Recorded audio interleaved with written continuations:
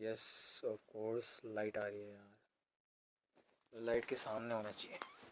मेरे सामने एक वीडियो रिकमेंड हुई है यार। मैं ये वीडियो वैसे तो खैर Realme 7 Pro से बना रहा हूँ, उसकी क्वालिटी बड़ी घटिया आएगी बट क्या किया जाए।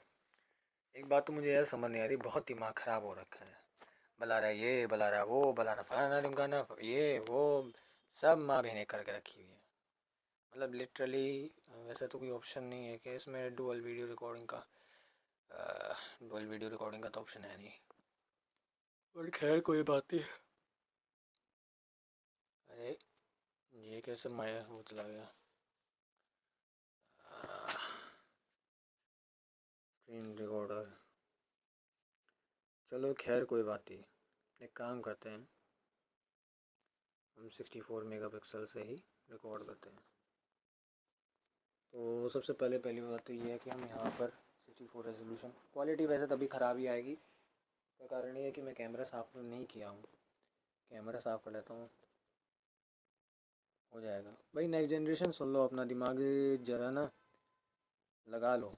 नेक्स्ट जनरेशन की बात कर रहा हूँ मैं, नई पीढ़ी, न्यू जनरेशन कह सकते हो या कुछ भी कह सकते हो, ठीक है भाई। मुझे ना एक बात समझ नहीं आ रही, लोग बलारा के पीछे क्यों पड़े हैं। मतलब चलो ठीक है, बलारा कहीं ना कहीं जगह पे गड़बड़ी करता है, मैं भी वीडियो बनाता हूँ। बलारा जी जो है मेरे से थोड़ी उम्र के ज़्यादा है, इसलिए थोड़ा रिस्पेक्ट तो ज़रूरी होता है। लेकिन आचार्य प्रशांत अलग है। मैं बहुत सारे ऐसे लोगों को जानता हूँ, चाहे आचार्य प्रशांत हो, प्रेमानंद हो, चाहे शंकराचार्य हो, माधवाचार्य को मानने वाले लोग हैं, इस्कॉन लोग हैं, और वैष्णव संप्रदाय के अलग अलग और लोग हैं। दो तरह के वैष्णव संप्रदाय हैं, वैष्णव भी है और शैव संप्रदाय भी है, बहुत सारे संप्रदाय हैं। खैर मैं तो गेम खेलने वाला व्यक्ति हूँ जिसके पास एक तगड़ा सा फ़ोन है, बट फिर भी मैं ऐसा नहीं हूँ कि मैंने थोड़े मतलब नॉलेज नहीं ली है इस चीज़ के ऊपर। मैंने भी वो वीडियो देखी है प्रेमानंद महाराज वाली, अगर यदि हम, मैं वो वीडियो दोबारा से चलाऊँगा जरूर। और बात ये है कि प्रेमानंद महाराज, वीडियो चला ही देता हूँ मैं, Premanand Maharaj on mosquito, Premanand Maharaj on mosquito. अरे यार, प्रेमानंद प्रेमानंद महाराज ऑन, यार साला ये क्या है ये,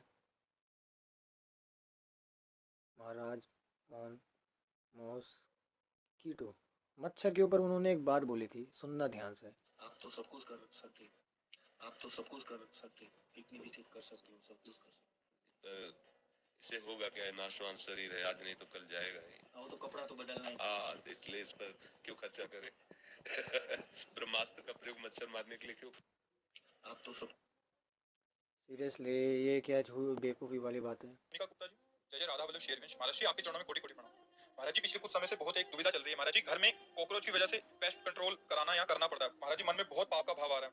हर जीव को जीने का अधिकार है, ऊपर से केमिकल डाले जिससे वो मर जाए तो पाप तो होगा, भोगना पड़ेगा। सब जीव इस भूमि में जीने का अधिकार रखते हैं, तुमने एक घेरे में अपने घर को अपना मान लिया है। ये वो वीडियो नहीं है।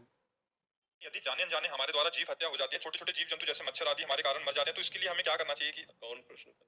हाँ, इसके लिए प्रार्थना है। जाने और अनजाने में अंतर है, जाने में होने ना पावे। हम जब देख रहे हैं कि ये चींटियां टहल रही तो हम पोछा नहीं लगाएंगे, पहले फूल झाड़ू के द्वारा उनको हटाएंगे, प्रयास करेंगे। अब अनजाने में कोई लपिट करके मर जाए बात अलग है, जानने में दिखाई दे रही तो हम ऐसे नहीं करेंगे। अनजाने में मच्छर भी मर जाता है, मक्खी भी। अनजाने में तो कई अपराध हो ही जाते हैं, पर जानने में ना होने चाहिए। अनजाने में तो हो जाते हैं कि अब जैसे पीठ में खुजलाहट लग रही, अब कोई कीड़ा बैठा हुआ है कि अब हमें तो पता नहीं, ऐसे किया वो बच्चे से मर गया, तो अब वो पता नहीं था कि वो कीड़ा, पर वो हत्या तो हो ही गई ना।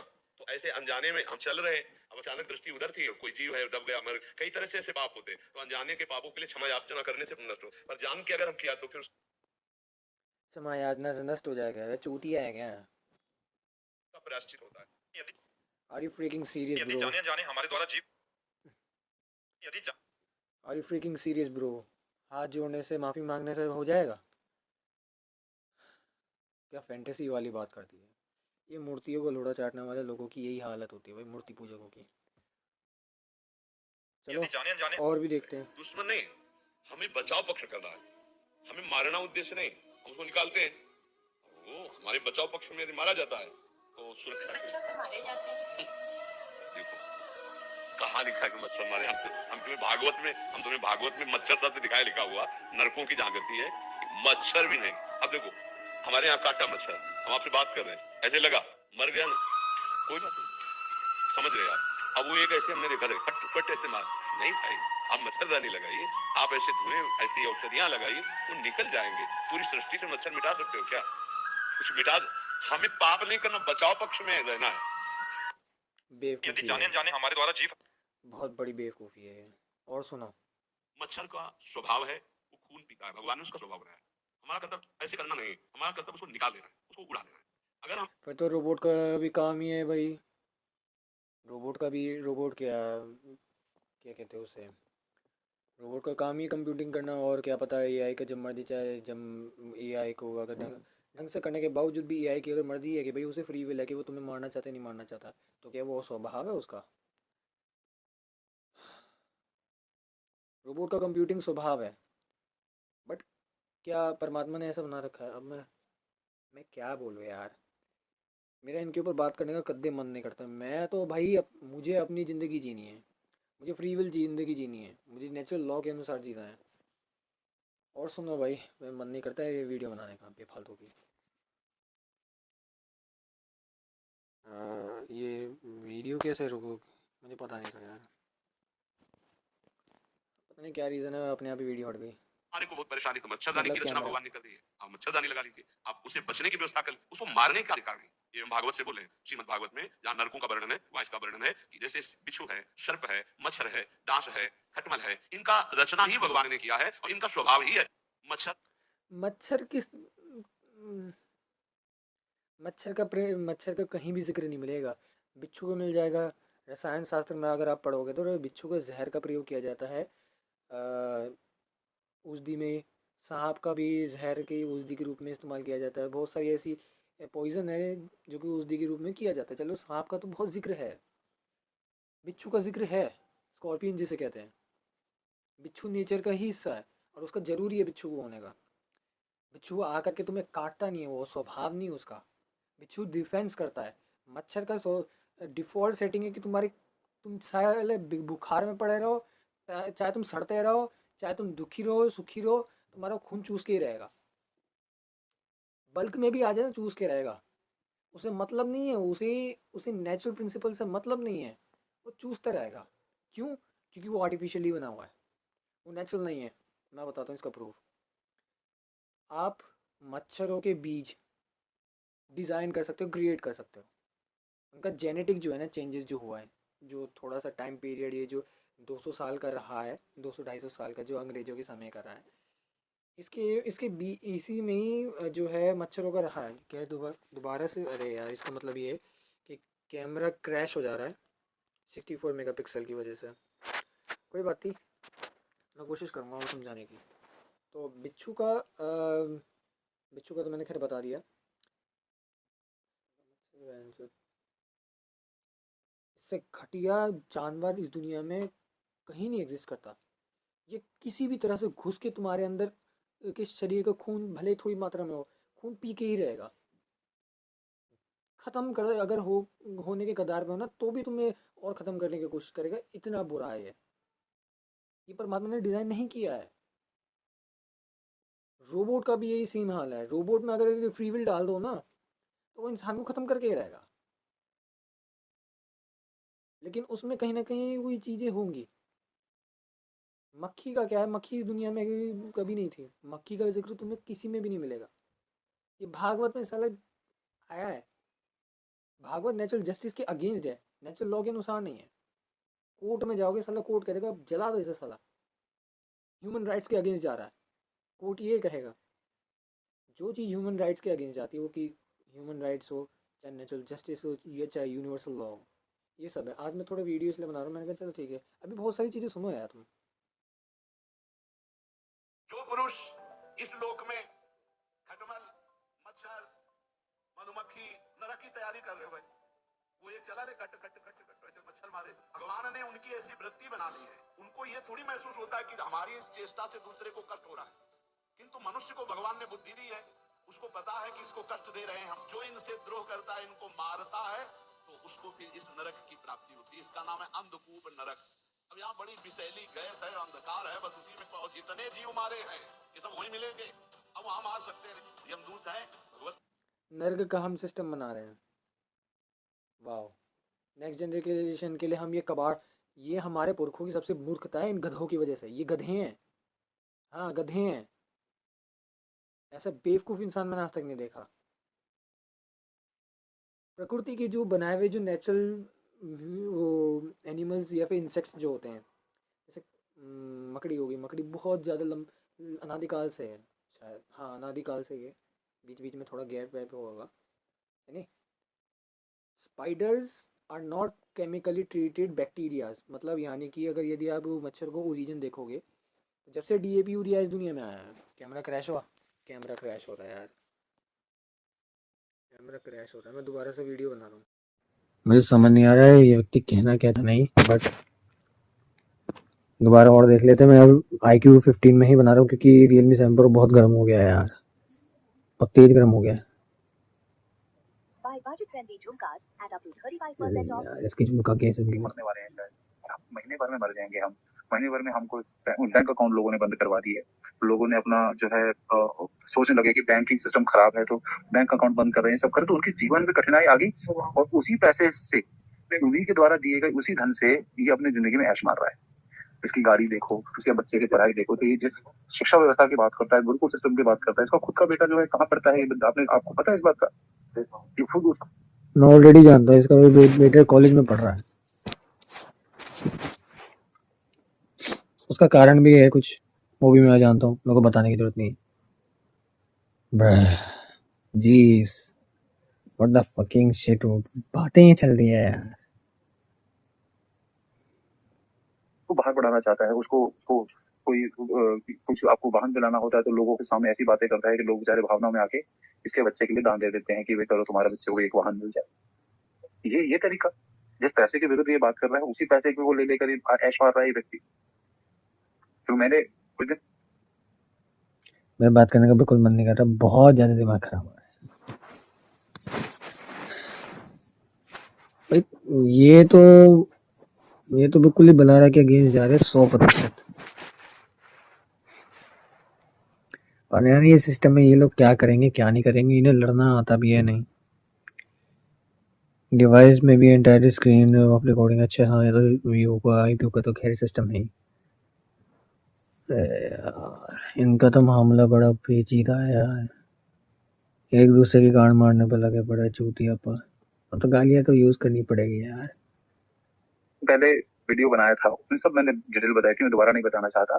तो अब ये एक तरफ, क्योंकि एक चीज को देखने का पर्सपेक्टिव होता है। अब इसने कहा कि संतों को क्या इस बारे में बात नहीं करनी चाहिए? अरे जब इसने कहा कि डायलिसिस का प्रचार करने के लिए इनको हाईलाइट किया गया है, हेमानंद को हाईलाइट किया गया है डायलिसिस का प्रचार करने के लिए कि वो किडनी का पेशेंट है और डायलिसिस होना चाहिए, डायलिसिस से आदमी बच जाता है, इसका डायलिसिस चल रहा है।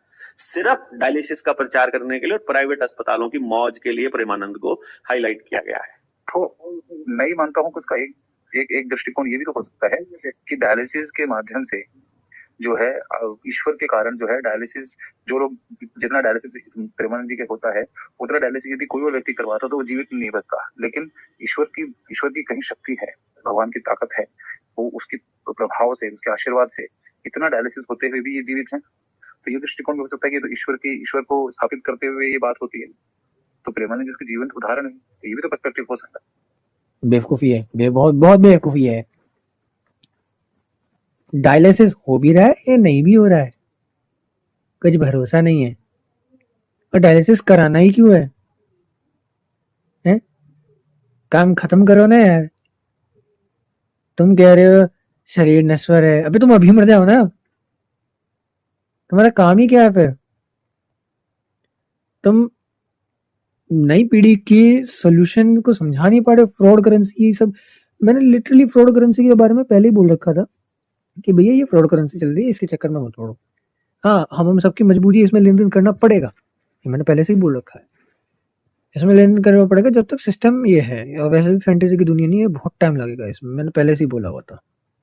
बहुत सारी वीडियोस में मैंने बोला हुआ है, अपनी वीडियो में।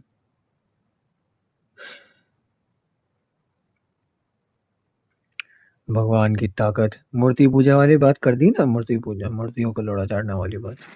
वैसे मूर्ति पूजा है नहीं है, फिर भी मूर्ति पूजा वाली बात कर दी। परमात्मा की शक्ति। अरे नहीं यार, कुछ गारंटी नहीं है डायलिसिस होता है या नहीं होता। क्या पता डायलिसिस सिर्फ दिखावे के नाम पे होता हो, कभी होता ही ना हो। और कभी होता भी होगा तो डायलिसिस औषधियाँ खाली होते होंगे, या फिर कुछ भी हो सकता है यार। मैं कुछ कह नहीं सकता है इतना। पैसे तो प्रूफ मेरे पास भी नहीं है, अपनी रिसर्च खुद ही कर लेना। क्योंकि रविंद्र शर्मा जी ने एक बहुत अच्छी बात कही थी कि देखने के नजरिए कई होते हैं। बुद्धि विवेक के अनुसार व्यक्ति एक विषय को अलग अलग तरीके से विश्लेषण करता है, उसको देखता है। जैसे भरत जी ने श्री राम की पादुका को लाकर अयोध्या में जब कहा कि आपकी पादुका से ही मैं राज्य चलाऊंगा, तो कोई कहने को ये भी कह सकता है कि देखो भरत कितना अच्छा भाई है और उसने अपने भाई के सम्मान करता है कितना, कि उनकी पादुका से राज्य चला रहा है। कोई बोलने वाले ये भी बोल सकते हैं कि देखो भरत कितना दुष्ट है कि राज्य भी ले लिया और बची खुची चप्पल थी वो भी ले ली। और एक दृष्टिकोण ये भी हो सकता है, कोई कहे कि राम भी देखो कितने चालाक है कि देखो कहने को तो राज्य छोड़ दिया लेकिन अपनी चप्पल भेजकर राज्य चला रहे, अपनी पादुका भेजकर राज्य चला रहे। तो हर तरीके से लोग बात कर सकते हैं, लेकिन हमको ये बुद्धि देखनी है कि सही क्या है। चलिए यहाँ चलो, एक बात तो ठीक कही, हमें एक स्टैंडर्ड बनाना है यहाँ पे। मैंने पहले से बता रखा है, कोई भी व्यक्ति नेचुरल लॉ, यूनिवर्सल लॉ या वैदिक सिद्धांत कह लो क्या अगेंस्ट जाता है, समझ लो वो फ्रॉड है। अगर अगेंस्ट नहीं जाता और उस पर कंसिस्टेंट बना रहता है, जैसे राजीव दीक्षित जी थे, थोड़ा बोलने का लहजा ऊपर नीचे हो गया वो बात अलग है। अब ये विवेक लोगों में है नहीं, तो जिस प्रकार से कई गलत संतों, नकली संतों के पीछे पीछे। भाई मेरे को नींद आ रही है, मैं कल बात करूंगा इसके ऊपर, मेरे को बहुत नींद आ रही है। रात के 12 बजे, 12 बनने को आ रहे हैं, अप्रोक्स 12 बनने को आ रहे हैं यार। मैं नहीं बात कर रहा इसके ऊपर बिल्कुल भी, मेरा मन नहीं कर रहा यार। पता इनके चक्करों में, इससे अच्छा तो भाई गाँव के ऊपर काम कर लो, ज़्यादा बेहतर है। मेरा खैर गाँव ही नहीं है, अपना परिवार को ही बचा के रखो, वही बहुत है। जब से, अब तो खैर मैं कैमरे के थ्रू हो रहा हूँ, जब से इस दुनिया में DAP यूरिया आना शुरू हो गया है, आपने देखा होगा उसी समय से मच्छर मक्खी बहुत ज़्यादा स्केल पे बढ़ गई है और वहीं से पैदा हुई है, स्टार्टिंग भी वहीं से हुई है। कुछ ऐसे पेड़ पौधे हैं जो कि मच्छर मक्खी को लाते हैं। अब आप कहोगे कैसे लाते हैं, उनका ऑरा जो होता है ना वो मच्छर मक्खी को अट्रैक्ट करता है। वो ऑरा बहुत घटिया होता है, बहुत, उसे कहते हैं हाइब्रिड प्लांट्स। मच्छर इस दुनिया का नहीं है हिस्सा। हम मच्छर को भगाते हुए फिरेंगे, कब तक भगाते रहेंगे? इतने स्केल पे बढ़ जाएंगे आने वाली पीढ़ी की, 2 लात मारो साला भोसड़ी को, हराम के चौधो, तुमने सालों क्या किया है तुमने। हम जैसे नई पीढ़ी के लिए ये सिस्टम बना के रखा है प्रिकॉशन से। मच्छर भागेंगे नहीं भागेंगे वो मैटर नहीं करता, मैटर करता है तुम्हारा मच्छर क्यों एग्जिस्ट कर रहा है। मच्छर का कोई यूज़ नहीं है, मधुमक्खी का यूज़ है, बहुत ज़्यादा इंपॉर्टेंट है मधुमक्खी इस दुनिया के लिए। मधुमक्खी is very very important for whole over the universe. बिना मक्खी के तुम जिंदा रह नहीं सकते, लेकिन मच्छर के बिना जरूर रह सकते हो, क्योंकि मच्छर है ही नहीं हिस्सा। अभी आर्टिफिशियली कोई जानवर क्रिएट कर दे, जेनेटिकली मॉडिफाइड करके हाइब्रिड जानवर कर दे, वो तो परमात्मा ने नहीं बनाया, पर वो भी जिंदा। उसके जेनेटिक में ऐसे मॉडिफिकेशन कर दे कि मच्छर की तरह हम सबका खून चूसता रहे, तो क्या तुम उसे भी जीने दोगे? ये सबसे बड़ी महामूर्खता वाली बात है। यानी कि अगर हम मच्छर का जो जेनेटिक देखें वही सेम लगभग जेनेटिक बिहेवियर किसी ऐसे हाइब्रिड जानवर में डाल दे या जेनेटिकली मॉडिफाइड जानवर में डाल दे, वैसे तो जेनेटिकली मॉडिफाइड हो जाएगा वो तब भी हाइब्रिड जानवर में, तो उसको तुम जीने दोगे? तुम, वो पूरी ह्यूमैनिटी को खाने में लग जाएगा पूरी। मैं पता है किस हाइब्रिड जानवर की बात कर रहा हूँ, ज़ॉम्बी के परमात्मा ने बनाया। अभी अगर लैब से ज़ॉम्बी निकलने शुरू हो गए, zombie dogs, zombie cats, zombie insects, zombie के फॉर्म में, तुम क्या उनको भगाओगे बस? ये महामूर्खता वाली बात है। ज़ॉम्बीज को इसे प्रिवेंट करो। अरे ये मच्छर ज़ॉम्बीज हैं, राक्षस है राक्षस, इन्हें ख़त्म करना जरूरी है। मक्खी भगा दो, मक्खी नुकसानदायक नहीं है। जितना खतरनाक मच्छर है, दुनिया का सबसे खतरनाक अगर जानवर आर्टिफिशियली क्रिएटेड अगर यदि है वो है मच्छर, क्योंकि वो DAP यूरिया से डीएपी यूरिया को अगर यदि तुम गुड बैक्टीरिया में डालोगे, उसको कम से कम 100 साल तक रखोगे, 100 साल तक ऐसे गुड बैक्टीरिया में डीएपी यूरिया डालोगे, तो वहाँ जेनेटिक चेंजेस होते हैं। फिर उसके बाद या तो मच्छर जैसे कीड़े पैदा होंगे या मच्छर पैदा होगा। ये दो चीज़ें होंगी जो कि आर्टिफिशियली क्रिएटेड है। इसे कहते हैं आर्टिफिशियल क्रिएशन। आर्टिफिशियल क्रिएशन बहुत तरीके से हो सकते हैं। मैं ज़्यादा बात नहीं करना चाहता इस चीज़ के ऊपर, ऑलरेडी सब जानते हैं यार क्या मामला है। तो ये इन गधों के चक्कर में मत पड़ो।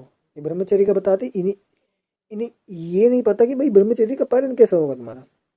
जब तुम्हारे घर में जल जंगल जमीन जानवर ये सब प्राइवेट कंपनियां खाने लग जाए तो क्या तुम ब्रह्मचर्य का पालन करोगे?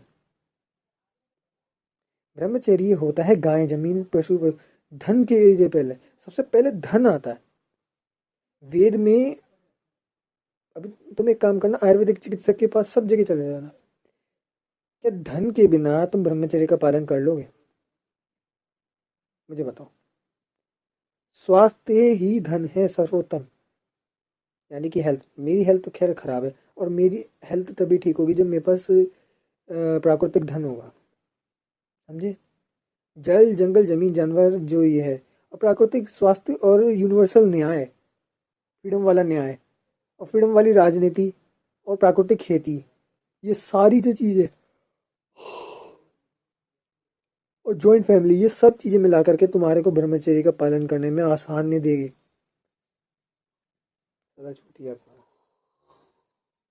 तू भी भाई कहते तू आजकल लेट सो रहा है, मैं भी क्या करूँ, लेट तो सोना पड़ता ही है। मैंने बहुत कोशिश करी यार। ये मामला है भाई, ब्रह्मचर्य तुम्हारी माँ बहन एक हो जाएगी। तुम साला वीर नाश करते फिर रहोगे अगर यदि तुम फ्लैटों में रहोगे। अगर तुम्हारे पास गाय जमीन नहीं है, तुम ब्रह्मचर्य के आथू करते रहोगे, तुम्हारी औकात नहीं रहेगी। जिसके पास गाय जमीन बैकअप के लिए है वो तो चलो ठीक है, फ्लैट में रह लेगा तो वो कम से कम कभी गाँव में चला जाएगा।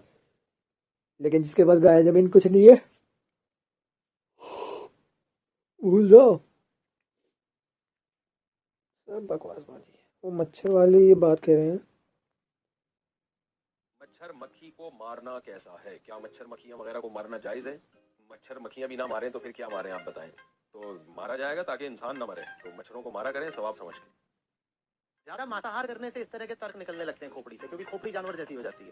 कहीं ना कहीं अपने घर में हम लोग कॉयल लगा रहे हैं, तो मच्छर को भी मारना क्या है, एक हिंसा ही है। मारने जरूरी है, उनकी हत्या करना जरूरी है क्या? मुझे लगता है किसी भी जीव की हत्या करने का अधिकार हमें नहीं है। मच्छर अपनी जिंदगी जी रहा है, मच्छर का अपना कुनबा है, खानदान है। मच्छर जा रहा है कहीं पे हॉलीडे करने, आप उसका पीछा कर रहे हो और आपने उसको मार दिया, ये क्या बात है? इस बात की कोई माफी नहीं है। हम अपने बचाव पक्ष में है, कोई मर जाता है वो बात अलग है। मच्छर आपके ऊपर बैठ गया और डेंगू मलेरिया आपको कुछ भी लगा सकता है, तो अब आपको हक है क्या मच्छर को मार दो? उसमें भी प्रयास नहीं होना चाहिए कि मारने की जरूरत ना पड़े, उड़ाई दो, हराई दो। तुमने एक घेरे में।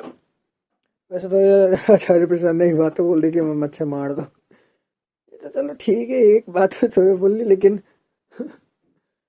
भगा दो। ये क्या पता, क्या गारंटी कि वो दोबारा ना आए। वो इतना गंदा चिपकते ना मच्छर, एक ओ पॉजिटिव वाला ही जानता है, जिसका नेचर बहुत ज़्यादा अट्रैक्टिव लगता है मच्छरों को। मतलब जो रेयर ब्लड ग्रुप होता है, पहले बात तो ब्लड ग्रुप के ऊपर मुझे रिसर्च करनी पड़ेगी भाई, ब्लड ग्रुप किस लिए ये लाए गए हैं। अरे पहली बात तो यार, मेरे को इन लोगों की बात ज़्यादा बताने की जरूरत नहीं है। मच्छर मारना बहुत ज़रूरी है, मच्छरों को एग्जिस्ट करने का कोई अधिकार नहीं है इंसान को। और जो नेचुरली रूप से नेचर ने जो डिज़ाइन करे हैं, इसकी वीडियो कहाँ गई, उड़ गई क्या? जो नेचुरली रूप से डिज़ाइन किए गए हैं, नेचर ने जो डिज़ाइन किए जिसमें सभी को फ्रीडम मिले। मच्छर बहुत खतरनाक जानवर है। खून अगर कोई पीता है दुनिया में तो मच्छर और इल्यूमिनाटी, 13 के परिवार, मच्छर और 13 के परिवार में कोई डिफरेंस नहीं है भाई। इवन बलारा जी भी कह रहे थे कि मच्छर जो है नेचर का एक मैंने कहा यार क्या बेवकूफ़ी वाली बात कर दी। पहले गेहूं के ऊपर बेवकूफ़ी, पूरे जीएसएम गेहूं के ऊपर बेवकूफ़ी वाली बात कर रहा है। गेहूं हमारा बीज नहीं है यार, सीरियसली।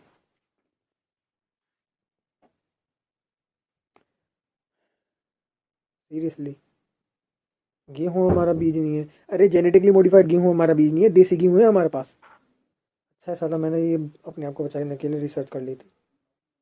अब इनकी वीडियो पे आते हैं। मेन मुद्दा क्यों था मेरे इस वीडियो को बनाने का।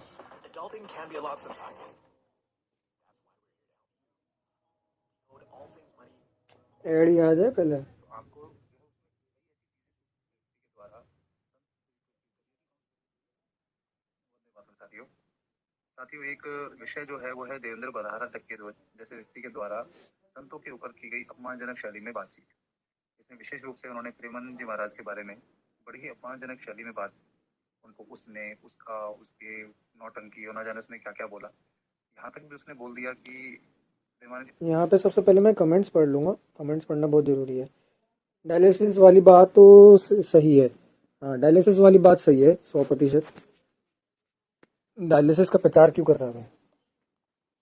ख़त्म करो ना ये जो बेवकूफ़ी है ना किडनी वाली सिस्टम। किडनी वाली सिस्टम बहुत दिमाग ख़राब करती है भाई। मैं तो अपना नहीं कर पा रहा क्योंकि मेरे अंदर दम नहीं है, क्योंकि मेरे पास प्राकृतिक साधन नहीं है। ये ह्यूमन जो है ना, ह्यूमन ये प्राकृतिक साधनों के बिना रह नहीं सकता। नहीं तो अगर यदि हो ये शरीर नश्वर है, हम बकवास। हाँ क्या है, हर टाइम मेरे को छेड़ती हो तो। और दूसरी कमेंट पढ़ते हैं, भाई जी आप ही कोई नहीं सुधार देते एजुकेशन सिस्टम को। आप लोगों नल के पानी नहीं, गंगा की ही पानी हम सब भी पीना चाहिए। भाई आप खुद पर फोकस करो, दूसरों पर नहीं। भाई जी कोई भी पूरी तरह से ना तो सही है ना गलत। भाई प्रेमानंद महाराज जी के कुछ, चलो ठीक है यार, कुछ चीज़ें वैदिक प्रिंसिपल वाली बात बताते हैं, लेकिन वो भी मुझे साला वही पाखंड वाला घुसेड़ दिया है। जो वैदिक प्रिंसिपल बताता है या नेचुरल प्रिंसिपल, चलो ठीक है एग्री, नेचुरल प्रिंसिपल के अगेंस्ट ज़रा डिसएग्री, क्योंकि वो दोगलापन है, वो दोगलापन बहुत ज़्यादा है। प्रेमानंद जी जब भगवद गीता कल्कि के बारे में अब शब्द क्या कहा कि है वो भी आप बताइए। उनके चेले शंकराचार्य और रामानुजाचार्य से जो भेदभाव करते हैं वो भी बताइए। आपकी बात सही है बलारा के बारे में, ठीक है। मेरे दृष्टिकोण से बलारा एक भीमत से ज़्यादा और कुछ नहीं है। भीमता के मैं भी नहीं। राजीव दीक्षित स्वयं भी वर्णाश्रम धरोही था। है ये वर्णाश्रम द्रोही था। अच्छा वर्णाश्रम द्रोही था, इसे तमीज़ नहीं है राजीव दीक्षित जी के कैसे व्यक्ति थे। भाई तुम ये @क्लाइंट राट, भाई तुम्हारी औकात नहीं है।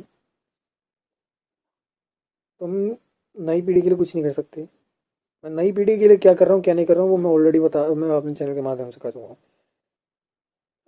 स्वामी भी वर्णाश्रम द्रोही थे, राजीव दीक्षित द्रोही थे जो कुछ भी। यप वर्णाश्रम, ये वर्णाश्रम है, इसका पहली बात तो स्टैंडर्ड क्या है वो ये इनको नहीं पता। अरे एक बात देवेंद्र बलारा की, वह भी एकदम मूर्ख आदमी है। और मूर्ख आदमी इतना उम्र हो गया है आपका लेकिन आपको संत के बारे में बिल्कुल भी ज्ञान नहीं। ये थोड़ा मेरे को समझ नहीं आया। कर दिया मतलब बिल्कुल भयानक सही क्या कहे आपने भैया। अच्छा आजकल लोगों में विवेक की बहुत कमी है जो है हो गई। प्रेमानंद जैसे संत के बारे में कुछ भी बोल देते हैं। आप कितना भी समझ लो, कमेंट आपका भी गलत हो बोलेंगे। आपने बिल्कुल सही कहा, ये तो ऐसे ही है। बहुत बहुत धन्यवाद बड़ा। प्रेमानंद जी के पास हर कोई ऐसा नहीं मिल सकता, बहुत लंबी वेटिंग होती है, और अगर क्वेश्चन में दम नहीं तो भी नहीं मिलने देते। बहुत कोई सेलिब्रिटी मिलना चाहे कितनी बार तो मिल सकता है। अगर कोई भी क्वेश्चन पूछ सकता है ये कि कैसा व्यवस्था है, कैसे व्यवस्था है। कोई मिलना है जो कह रहा है उसको प्लान करो। इन्होंने वीरेंद्र जी ने इस कमेंट के ऊपर बोला है ये कि कोई मिलना है। ये बलारा आर्य नमाजी है, मैं बहुत पहले से जानता हूँ। विरोध भी जी वीरेंद्र भाई जी। किसके बारे में बात हो रही है, ये कमेंट इसे है। पहली बात तो पूरी वीडियो सुन लेना, क्या वीडियो क्रैश तो नहीं हुई? चलो ठीक है। महाराज को हाईलाइट इसलिए किया गया है जिससे कि डायलिसिस को जो है वो का प्रचार हो जाए कि डायलिसिस से लोग ठीक हो जाए। स्पीड थोड़ी बढ़ा दूंगा मैं। तो इतनी तुच्छ बात करने वाले इस व्यक्ति के बारे में, हालांकि मैं पहले भी वीडियो बना चुका हूँ, लेकिन बहुत लोग बोलते हैं कि आप ये देश के लिए अच्छा काम कर रहा है, आप इसके बारे में कुछ गलत मत बोला करो, क्योंकि देश का काम कर रहा है तो कुछ कमियां तो आप में भी हैं, देवेंद्र में भी हो, ठीक है। लेकिन जब ये देवेंद्र हलारा जैसा व्यक्ति, जिसके पास कोई अथॉरिटी नहीं, कोई अध्ययन नहीं, किसी प्रकार का शास्त्रीय ज्ञान नहीं, किसी प्रकार का अध्ययन इसका नहीं है, नास्तिक व्यक्ति मुझे 100% लगता है, क्योंकि मैं इसके साथ व्यक्तिगत रहा हूँ कई दिन। मैं केवल इसके वीडियो सुनकर आपको राय नहीं बता रहा हूँ, कि पहले भी मैं बता चुका हूँ कि जिस प्रकार का ये व्यक्ति है।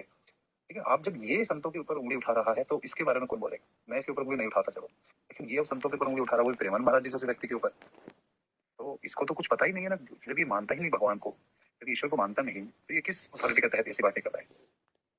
मुझे ये समझ नहीं आ रहा कि ये इन्होंने ये बात क्यों बोली है कि ईश्वर को मानता ही नहीं है। ये तो इनका व्यक्तिगत वाली बात है ना भाई। प्रेमानंद महाराज, आचार्य प्रशांत, प्रेमानंद महाराज ने खैर पॉपुलेशन के बारे में तो खैर बोला है या नहीं वो मुझे देखना पड़ेगा, अगली वीडियो में मैं बताऊंगा शॉर्ट के माध्यम से। लेकिन आचार्य प्रशांत ने खूब दबा के बोला कि पॉपुलेशन के बारे में, पॉपुलेशन कम होनी चाहिए। ऐसे घटिया व्यक्ति जो आचार्य प्रशांत ने जो घटिया बात बोली है भाई, कुछ कुछ बातें चलो ठीक है, आचार्य प्रशांत ने सही बोले, वो नेचुरल जस्टिस के अनुसार या यूनिवर्सल लॉ के अनुसार ही इंसानियत का ठीक है। लेकिन मैंने पहले भी बोला था बहुत पुरानी वीडियोस में कि आचार्य प्रशांत के चक्कर में मत पड़ो, वो दम लाती है शरीर में, अग्निवर्धन का काम करती है शायद। मखानों की खीर मुझे दिखे, क्योंकि अग्नि का वो इफेक्ट आता है शायद। मुझे अभी पता, ध्यान में नहीं है, पता तो है पर ध्यान में नहीं है। शायद तुमने केसर भी डाली थी क्या? हाँ, तो अग्नि थोड़ा गर्मी पैदा करेगा वो।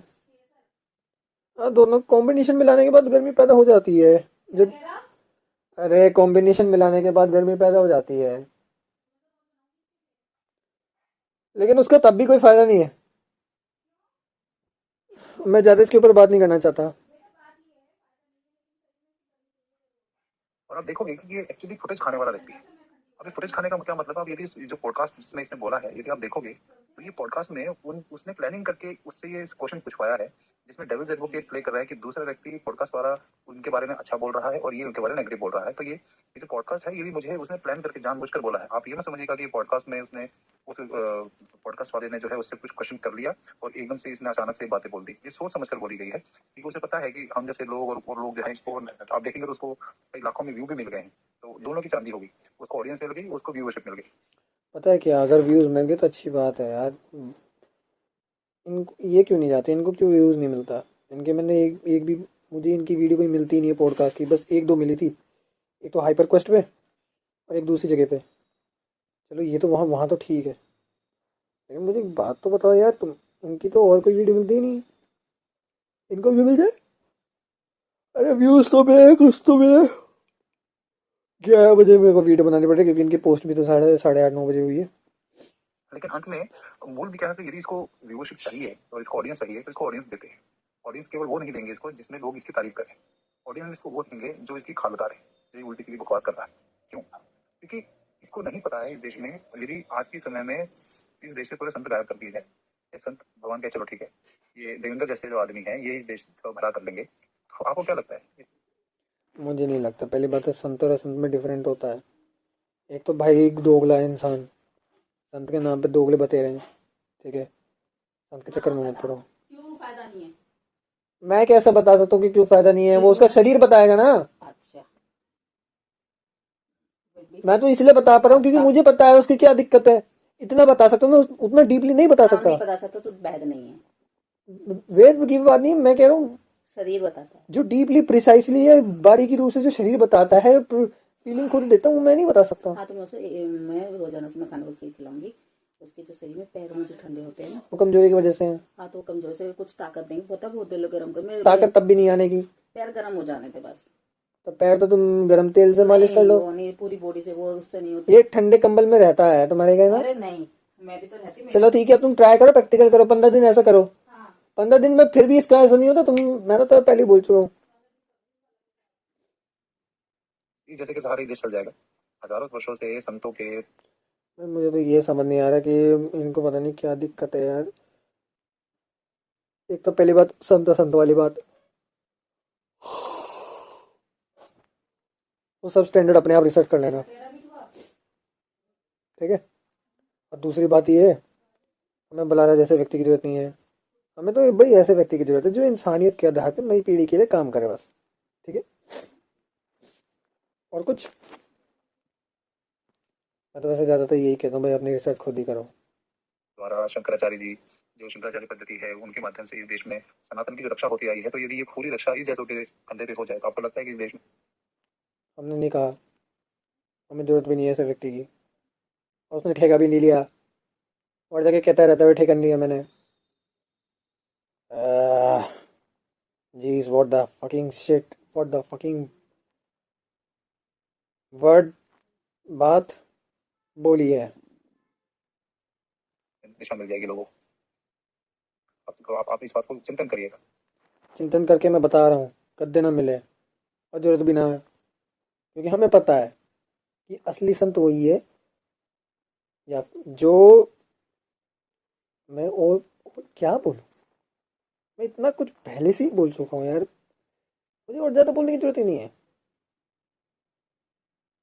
मतलब ना तो ऐसे व्यक्ति हमें चाहिए, और ना ही भाई हम सबका ठेका है वो, मुझे सबको पता है कि हम सबका कर्तव्य है कि भाई हमें प्रिंसिपल, सिद्धांत, वैदिक धर्म ये सब समझाना पड़ेगा वेदों के अनुसार, मुझे पता है, हम सबको पता है ये बात। हाँ, मूर्ति पूजकों को नहीं पता, मूर्तियों को लोड़ा चाटने वाले लोगों को नहीं पता, वो अलग चीज़ है।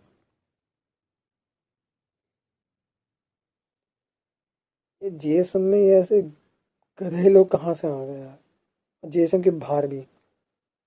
हाँ, मैं भी कई मामले में गधापन कर जाता हूँ, बट इंसान होने के नाते मेरी भी कहीं ना कहीं लिमिटेशन है। मैं कहाँ गधापन कर जाता हूँ वो तो मैं बता देता हूँ। जैसे मैंने बहुत सारी वीडियोस में बता रखे एक घंटा जिन जिन्होंने देखा हुआ है। तो मैं आपको ये कहना चाहता हूँ कि ये जो व्यक्ति है इसने प्रोपेगेंडा वॉर को समझाने के लिए सबको निशाने पे ले लिया। ये वही व्यक्ति है जिसने सबको निशाने में लेना पड़ेगा, सबके सब जिम्मेदार हैं। कोई भी न्यू वर्ल्ड ऑर्डर के बोलता नहीं। प्रेमानंद, वैसे तो आचार्य प्रशांत बोलता, प्रेमानंद महाराज ने आज तक कभी भी न्यू वर्ल्ड ऑर्डर के ऊपर बोला तो मैं देख लेता हूँ। प्रेमानंद महाराज और मॉस्किटो तो है, और न्यू वर्ल्ड ऑर्डर देखते हैं, कभी बोला है आज तक? बहुत सारे जो पंजाब से सिख जाते हैं वो बड़ा पूजनीय मानते हैं, और संतों का दर्शन एक स्वाभाविक रूप से इंसान नतमस्तक करता है। तो बीच में ये कंट्रोवर्सी आई, कुछ लोगों ने बोला कि जो सिख हैं वो अपनी पगड़ी वहां पर ना झुकाएं। हम भी खुद कहते हैं कि आप हमारे पैरों को या मतलब कि घुटनों को हाथ मत लगाओ। पंजाब में भी तो संत हैं, हम उनके पास भी तो जाते हैं, तो संत ही होता है, ना वो हिंदू है ना मुसलमान है। गुरु ग्रंथ साहब में ही तो लिखा है कि संतों का आगे चरणों में शीश धर, और संतों की कितनी बढ़ियाई की हुई है। और अगर गुरु ग्रंथ अगर वो संत वृत्ति में काम कर रहे हैं, वो प्रेमानंद जी कोई लचरता या कोई नशा प्रमोट कर रहे हो तो आप कहो भी। अगर मैं चला भी गया तो फिर क्या हो गया? मैंने ये नहीं देखना था। न्यू वर्ल्ड ऑर्डर के ऊपर कोई वीडियो नहीं मिल रही मुझे अभी तक। महाराज जी कल एक मिले थे, कह रहे थे कि अभी कुछ नहीं करते, कह रहे मैं बहुत बड़ी कंपनी खोलूंगा, फिर उसमें करोड़ों रुपए आएंगे। अगर 1 करोड़ रुपए बैंक में जमा हो गया तो उसका 17,000 ब्याज आएगा और 1 महीने से बहुत बढ़िया होगा। फिर इसमें चिंता हो रही थी, फिर उसमें कह रही यार बड़े अकाउंट हो जाते तो सरकार की नजर हो जाती है, फिर सरकार की नजर होगी तो मेरा बैंक जब तो ये कहेंगे सब मुंह माया बकवास है ये सब बात। बहुत से लोगों को लगता है कि गर्लफ्रेंड की चीजें बाद में कर। न्यू वर्ल्ड ऑर्डर के ऊपर कोई वीडियो नहीं है। आचार्य प्रशांत की है क्या? Fraud currency, new world order, या फिर जो बच्चों की बैंड बज रही है उसके लिए कुछ कर रहे हैं क्या? बलारा ने ब्रह्मचर्य के ऊपर बोला है, पॉडकास्ट में बोला हुआ है। ऋषि मुनियों के ऊपर भी इक्की दुक्की बात बोली है, वो उसका काम नहीं है, बलारा का काम सिर्फ एजुकेशन का है।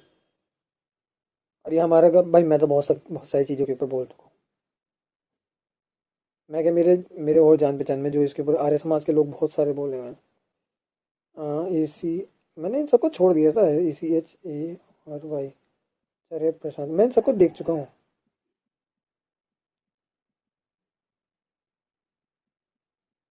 इन्होंने कहीं ना कहीं हेल्प की है, वो बात अलग है, इसका मतलब नहीं है कि इनको गुलाम हूँ। What does the new world order hold for the world in general? There is nothing new in this new world order. Nothing new. We are the same people we were in 1945 when curtains fell on the various theaters of war.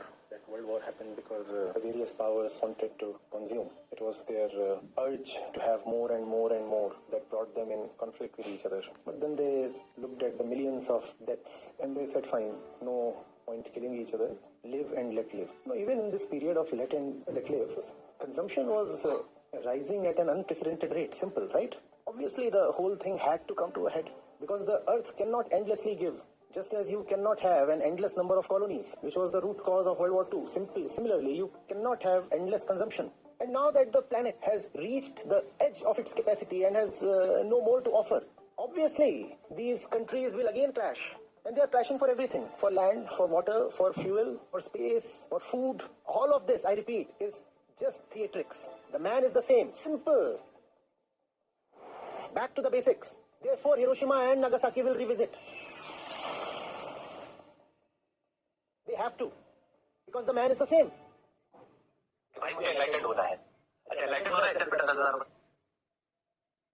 एक ही बार बोला new world order के ऊपर, कम से कम आचार्य प्रसाद ने कुछ तो बोला, लेकिन न्यू वर्ल्ड ऑर्डर के ऊपर और किसी ने मुझे अभी नहीं बोलते हुए, किसी संत ने नहीं बोला। कोई ब्रह्मचारी होगा वो बात अलग है। आचार्य प्रशांत वही ना इनको भेजा था। देखो तुम लोग बोलते हैं ना कि आचार्य प्रशांत के साथ करो, इसके साथ करो, उसके भाई सबको भेजा हुआ मैंने, वैसे सबसे कांटेक्ट करने की कोशिश की हुई है मैंने कि मैं हाँ करते हैं साथ में करते। उस टाइम पे ना सबने छोड़ दिया था ना, क्योंकि सब ऐसे बैठ के ये तो यार इसकी बात तो ठीक है, इसकी बात को यूज कर लेते हैं, बट इसको सपोर्ट नहीं करेंगे हम। IIT बाबा लिटरली इसको भी मैं जानता हूँ। ए वेरी हैप्पी वर्ल्ड कद्दे नहीं हो पाए। नेक्स्ट जनरेशन के लिए कौन क्या करेगा। 23 मार्च पहुँचे करतार कटोरा स्टेडियम। चलो ठीक है, इनकी भी बात थोड़ा सा और आगे देख लेते हैं और क्या बोला इन्होंने। सारी बात वो निकालने को। वही व्यक्ति है जिसने एक बार ये कहा था कि जो LED टीवी है आपके घर में, उसमें कैमरा लगा हुआ है जो आपके सारी रूम की रिकॉर्डिंग करता है। तो मतलब ये हुआ कि LED टीवी मुझे ध्यान में अभी है नहीं, शायद कुछ मॉडल हैं इनमें कैमरा है, सीक्रेट कैमरा मुझे पता तो है, बट मुझे अभी ध्यान में आ नहीं रहा है। बट कुछ आए थे शायद टेस्टिंग के लिए आए थे, किस लिए आए थे, कुछ लोगों के पास हैं जिनमें सीक्रेट कैमरा है, बट उनको एक्सेस नहीं किया जा सकता। उनके चाहे तुम डिवाइस को रूट कर लो, एंड्रॉयड टीवी हो तो उसको डिवाइस को रूट कर लो, कोई फ़ायदा नहीं है। हाँ कैमरा भी, और कैमरा जैसे एक और भी चीज़ है IR सेंसर जिसे कहते हैं, वो कैमरा जैसा लगता है पर कैमरा नहीं है, वो अलग बात है। लेकिन LEDs लाइट में कैमरा नहीं मिलेगा तुम्हें। क्रैश तो नहीं हुआ भाई, क्रैश नहीं हुआ, बचा यार, हीट हो गया फ़ोन लिटरली हीट हो गया। तो LED टीवी में कैमरा इसके ऊपर मैं जैसे ज़्यादा बोल नहीं सकता, बट शायद है कुछ मॉडल्स पे है, क्योंकि वहाँ पर टीवी में कैमरा होना बहुत ज़रूरी हो जाता है। पर खैर मैं इतना ज़्यादा बोलूँगा नहीं क्योंकि मेरे पास प्रूफ नहीं है। अगर प्रूफ होगा तो ज़रूर बताऊँगा, लेकिन फ्यूचर में लाने की कोशिश कर रहे हैं फिर दोबारा शायद मैं भी लाने की कोशिश कर रहे हैं टेक्निकल फील्ड वाले लोग जो हैं कि कैमरा बेस्ड। अब तो फ़ोन में तो खैर कैमरा होता ही है, ऑलरेडी सबको पता है। तो आचार्य प्रशांत जैसे और जो लोग हैं, आपको पहले तो वेद वेदांत के माध्यम से, या अभी आचार्य प्रशांत जैसे जो व्यक्ति हैं, यदि आपने देखा होगा कि वो वेदांत के माध्यम से पहले तो उसने ऑडियंस इकट्ठी की बहुत सारी, हालांकि वो उसके बोलने का अधिकारी है नहीं, लेकिन फिर भी आचार्य अपने नाम के आगे लगाकर उसने बोलना शुरू किया। और उसके बाद धीरे धीरे उसने ऐसी चीजें परोसना शुरू की कि जो उसकी ऑडियंस बन गई है, वो ऑडियंस जो है उसकी हर बात को वो मानने लगी कि इसने वेदांत बताया है। जैसे उदाहरण के तौर पर मैं बताऊं, उसने बताया कि महिलाओं को घर का भोजन बनाने का जो काम परोसा गया है, दिया गया है, वो सबसे निकृष्ट काम है घर का जो उनको दिया गया है।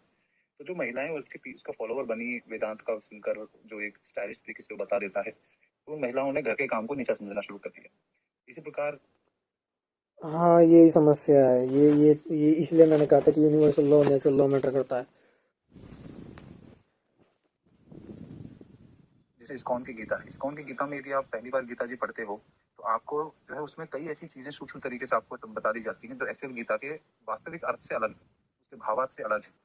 तो इस प्रकार क्या होता है कि आपके जो बुद्धि को एक ऐसे व्यक्ति के पीछे चलाते हैं वो लोग, जैसे मदारी होता है ना, मैं और साधारण उदाहरण से बताता हूँ। एक जैसे गाँव में मदारी आता है, मुझे तो ये समझ नहीं आ रहा आचार्य प्रशांत और इस्कॉन को बलारा से कंपैरिजन यहाँ पे कराया जा रहा है या नहीं कराया जा रहा है। मैं तो इतना कहूँगा कि समझाने पर्पस के लिए कराया जा रहा है, जो कि मुझे लगता नहीं है कि करना ज़रूरी है, क्योंकि बलारा अकेला है, ठीक है, और उसके उसके पास इतना दम नहीं है कि वो इस्कॉन के लेवल पे और आचार्य प्रशांत के लेवल पे काम कर ले। क्या इल्यूमिनाटी को पता नहीं आचार्य प्रशांत क्या कर रहा है?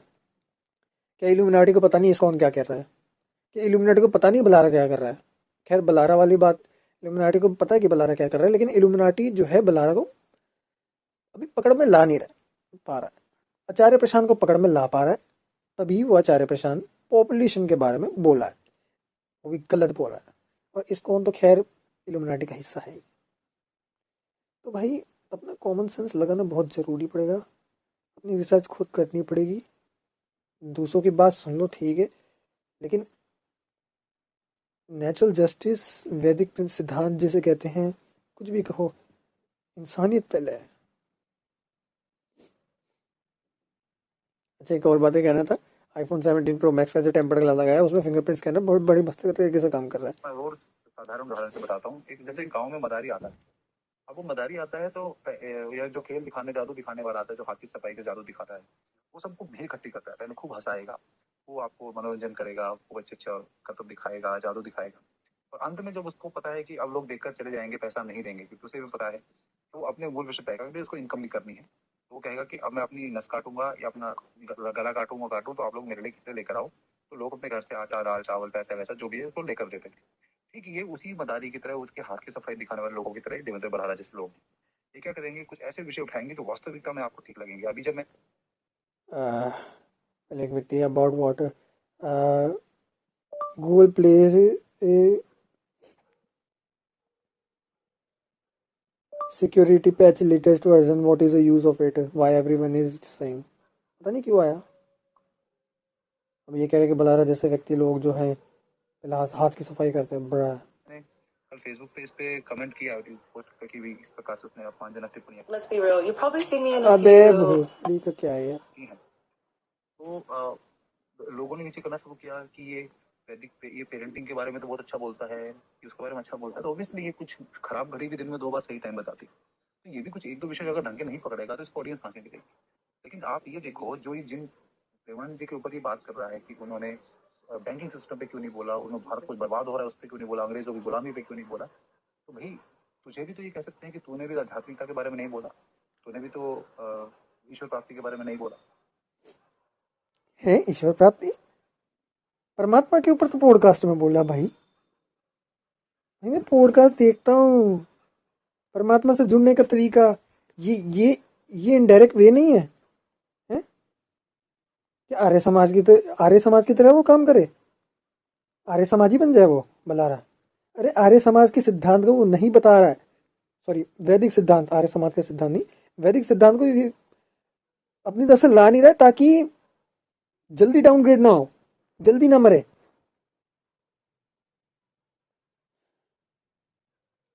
काफी सारी चीजें छुपानी पड़ती है, लेकिन प्रेमानंद जी महाराज जी को वैदिक सिद्धांत के ऊपर बोलते हैं, लेकिन उन्होंने मेन चीजें छुपा दी।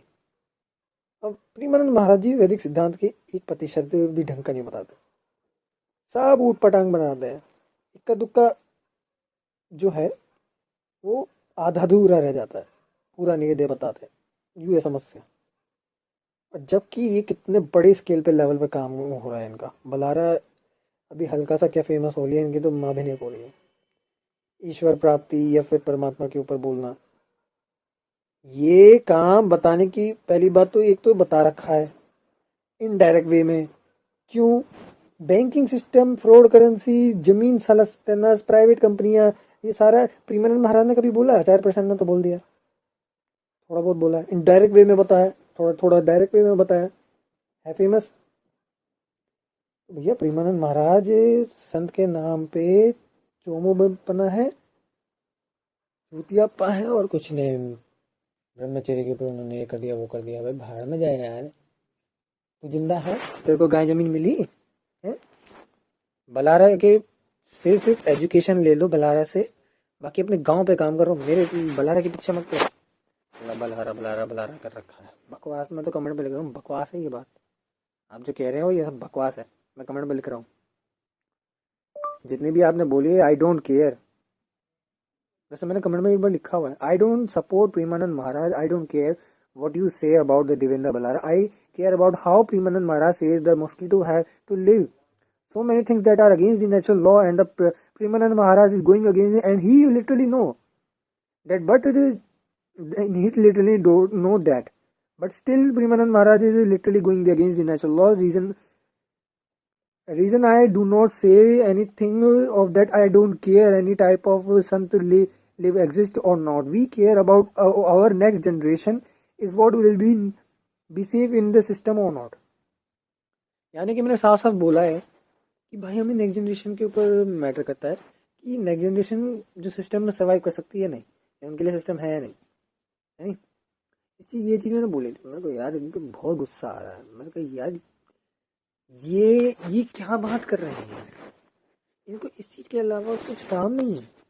मैं अच्छा है सब इनकी चोचलेबाजी से दूर रहा, चोचलेबाजी और कुछ ना है, वो सब चूतिया पा और कुछ ना।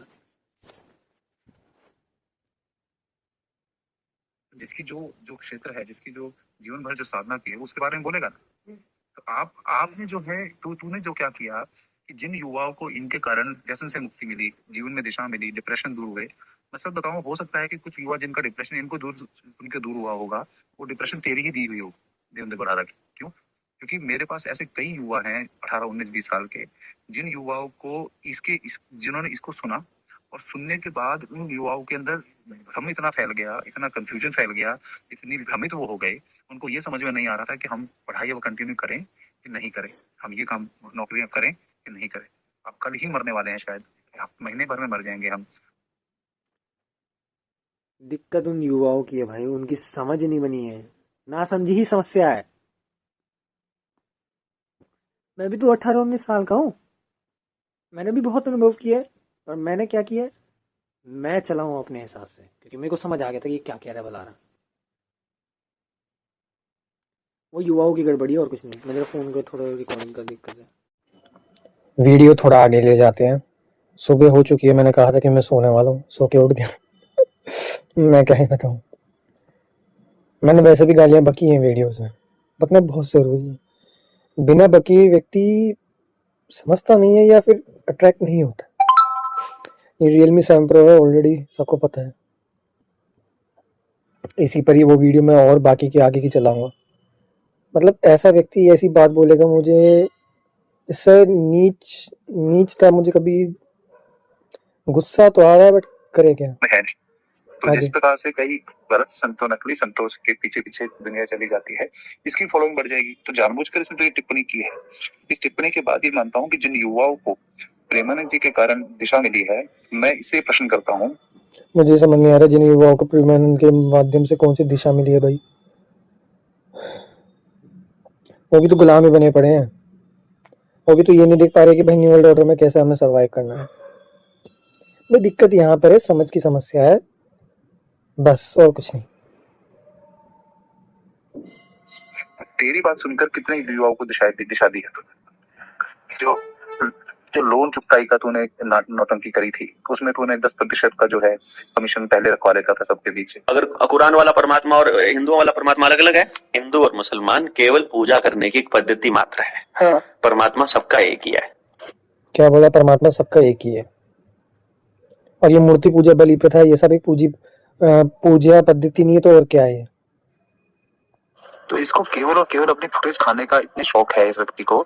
मैं ये कहता हूँ कि इसको यदि इतना ही प्रश्न पूछने का और ये प्रश्न करना, तो जिनके बारे में इसने पॉडकास्ट पे जाकर प्लानिंग बनाकर इस प्रकार की टिप्पणी की, उससे प्रश्न ऐसे पूछवाए कि जिससे कि इसके मुंह से ये बात निकले। क्योंकि शुरुआत देखो खुद कहता है कि तू मेरे टिकवाएगा, ऐसे कुछ करके बोला कि वो फिर उसने बोलना शुरू किया। तो ये सब एक्टिंग मुझे खरी, लेकिन इसे बात बोली क्यों बोली वो अलग बात है। लेकिन मैं कहता हूँ यदि आपको प्रेमानंद महाराज जी के पास आके प्रश्न करना चाहिए, क्योंकि इसके लिए वहां से ऐसा उत्तर मिलेगा जहां ये निरुत्तर हो जाए। क्योंकि अभी ये बात बोलकर जो इसको ऑडियंस चाहिए, राजीव दीक्षित को मानने वाले जो लोग हैं, वो सब प्रेमानंद महाराज के यहाँ पे जाकर के पहली बात तो एक तो समय क्या वो देंगे ही नहीं, वो भगा देंगे, सीधी सी बात है। उसका कारण है कि महाराज के यहाँ अगर यदि तुम जाओगे, पहली बात तो अखंड ब्रह्मचारी को इसलिए बोला गया क्योंकि वहां पे अखंड ब्रह्मचारी की जो ये सचिन जो नाम है, अखंड ब्रह्मचारी जो है, ये मैं इनको दिखा देता हूँ जरा, कौन अखंड ब्रह्मचारी जिसे कहते हैं। देसी टार्जन जो है,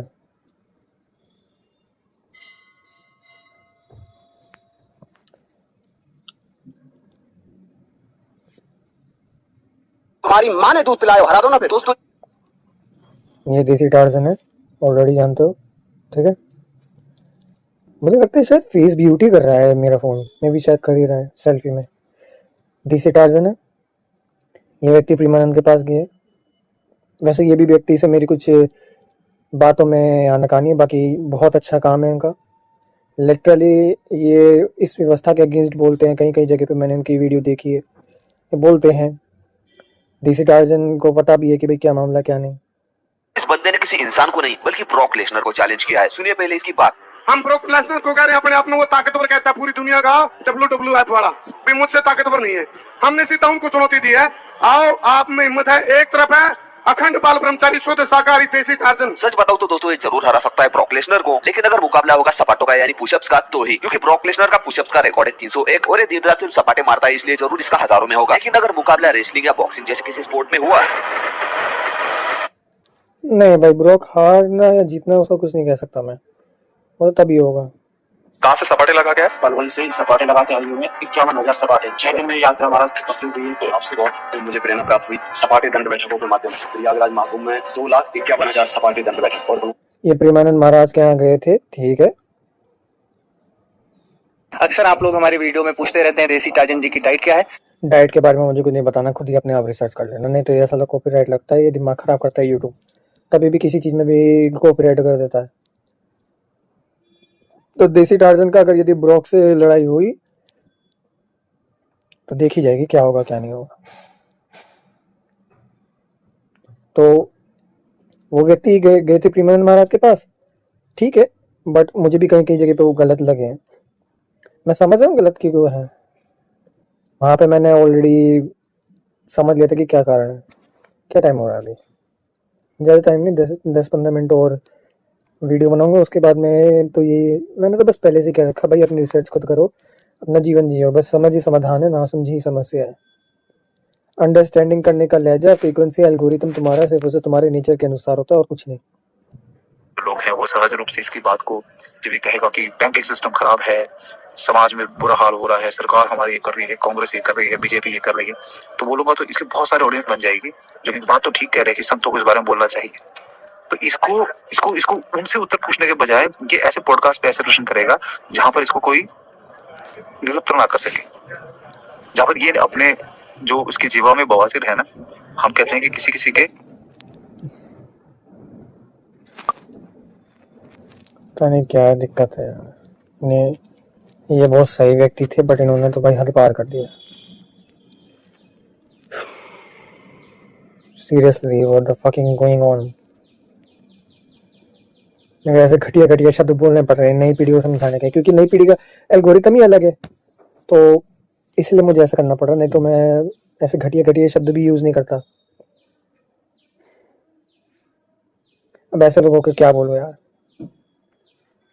मतलब प्रेमानंद महाराज के पास तुम जा नहीं सकते, चले भी जाओगे ना, अगर बल्लारा चला भी गया तो वो उसको आने देंगे भी नहीं। यानी कि अगर मैं भी चला जाऊं या फिर ये भी चले जाए, इनको भी आने नहीं देंगे। बात तो ये है, ये आने देंगे लेकिन मौका नहीं देंगे। मैं खुलेआम कह रहा हूँ, मौका मिलेगा नहीं इन्हें। क्यों नहीं पूछ लेते? बल्लारा तो पॉडकास्ट में चलो, कम से कम पॉडकास्ट तो हो रहा है, उसका तो पॉडकास्ट भी नहीं होता। बल्लारा के अलावा और भी जितने भी जीएसएम के लोग हैं उनका भी पॉडकास्ट नहीं होता, ये वो बात है, सिर्फ बल्लारा का होता है, क्योंकि बल्लारा इस पर ज़्यादा बोलता है और दूसरे लोगों का नहीं होता। ये भी बड़ी समस्या है। अब बल्लारा का हो रहा है, होने तो दो कम से कम। अब वो गड़बड़ है, अब हमें करेक्ट करना पड़ेगा, और क्या उसे करेक्ट करना चाहिए, उन्हें भी करना चाहिए। बट मेरी बात नहीं हुई है ना, बात ये है ना कि मेरी बात होती तो मैं बात भी अलग थी। चलो ठीक है, मैं ट्राई कर रहा हूँ। स्टेडियम में आने वाला था 23 मार्च को, बट नहीं आना हो पा रहा, क्योंकि रीज़न बस एक ही है, मेरे पास फैसिलिटी नहीं है, आने जाने का साधन नहीं है। और मैंने भी प्रेमानंद महाराज को भी कमेंट के माध्यम से, भाई मैं जा नहीं सकता, मेरे पास फैसिलिटी नहीं है। कोई भी व्यक्ति हो फैसिलिटी दे दे, मैं चला जाऊँ प्रेमानंद महाराज और सामने के सामने पूछूँ। मैं, मेरे अंदर इतना दम है, इतना तो दम है कि भाई मैं किसी भी व्यक्ति के सामने सवाल पूछ सकता हूँ, जो कि बड़े हैं पॉपुलैरिटी में।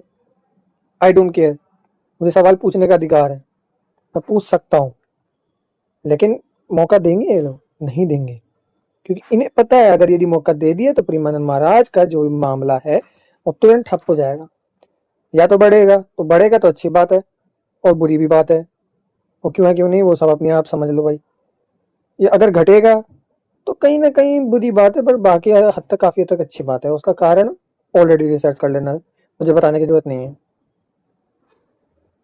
बस मुझे अपने चैनल पे ये सब बकवास चीजें ही डालनी पड़ेगी, और क्या। अबे चल जा फोन खोल गया। में बवासीर है ना, हम कहते हैं कि किसी किसी के आइडिया की कॉन्स्टिपेशन होती है और जिसमें मुंह की बवासीर होती है बोलने की। इसके अंदर क्या है, आइडियाज की भी बवासीर है और जीवा की भी बवासीर है। उसमें ये कुछ भी बोलता है।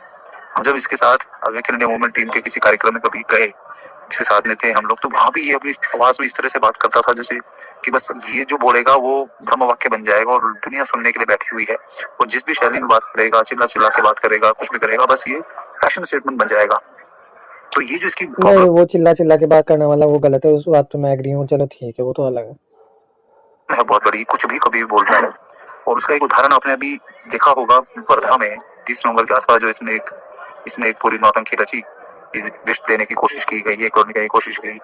मैं कोई वो जो व्यक्ति था जिसको इसने वहां मरोड़ के रखा हुआ था आनंद में, उसका कोई समर्थक नहीं हूँ, क्योंकि मैं उसे 2011 से जानता हूँ।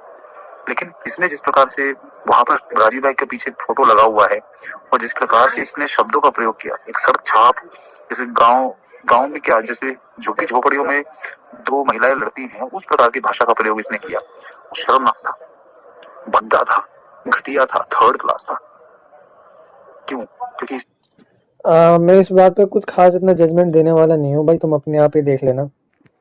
हाँ, थोड़ा वहाँ लड़ाई वाला मामला रहा, मैंने भी देखा, थोड़ी वीडियोस आई, कुछ वीडियोस नहीं आए, तो मैं ज़्यादा नहीं जान पाया। बट मैं वैसे भी मोर्चे की अब ट्रेनिंग में जाता नहीं हूँ, क्योंकि मेरे पास फैसिलिटी नहीं है। वैसे बस एक बार टालकोटा स्टेडियम गया था, उसके बाद कभी गया नहीं। बाकी चीज़ें तो जिन्होंने ऑनलाइन कर रखी है या फिर जो कुछ भी डेटा इन्होंने अपलोड कर रखा है उसकी तो ट्रेनिंग ली हुई है, और कभी और लाइव करते तो उसकी भी ट्रेनिंग में मैंने देखी हुई है उसमें। बाकी तो मैंने ऐसे कुछ खास इनके यहाँ जा करके ट्रेनिंग नहीं ली, लोगों से बात नहीं करी। बस एक बार टालकोटा स्टेडियम गया था, उसके बाद गया नहीं। उसका कारण ये है कि भाई मेरे पास फैसिलिटी नहीं है, ऊपर से मेरे परिवार में फाइनेंशियल इतना सपोर्ट नहीं है, ना मेरी इतनी हेल्थ भी है। तो इन बातों का ध्यान रखना बहुत ज़रूरी होता है। मेरा स्वास्थ्य ऐसा है कि भाई मैं कहीं भी जा नहीं सकता, शरीर इतना भी मरा नहीं है कि भाई बिल्कुल ही नहीं जा सकता, जा तो सकता, लेकिन सस्टेनेबिलिटी वाली इतनी पावर नहीं है मेरे अंदर। पहले तो अपनी पत्नी को वहाँ पे स्टेज पे सामने लाकर उसके कि मेरी पत्नी के ऐसे शब्दों का प्रयोग किया जो मैं अपने आप बोलना भी नहीं चाहता। तो अपनी पत्नी के साथ यदि कोई ऐसा विषय हुआ है जिसमें तुम्हारी पत्नी का अपमान उसने किया, मुझे तो ये समझ नहीं आ रहा, ये गए हैं क्या वहाँ पे? मैं ये इस चीज का जवाब दीजिए, आप गए हो क्या? यदि तो भाई तुम यहाँ बैठकर उसको वीडियो बनाकर दुनिया में पब्लिसाइज करोगे, या अगर उसी जगह मैं होता तो मैं उस व्यक्ति की खाली डाल देता, उसके खिलाफ एफआईआर करता या अपने हाथों से उसको कुछ करता। लेकिन तू इतना वो हो गया कि तुझे उसमें भी फुटेज चाहिए। और फिर इसने ये बात और बोली कि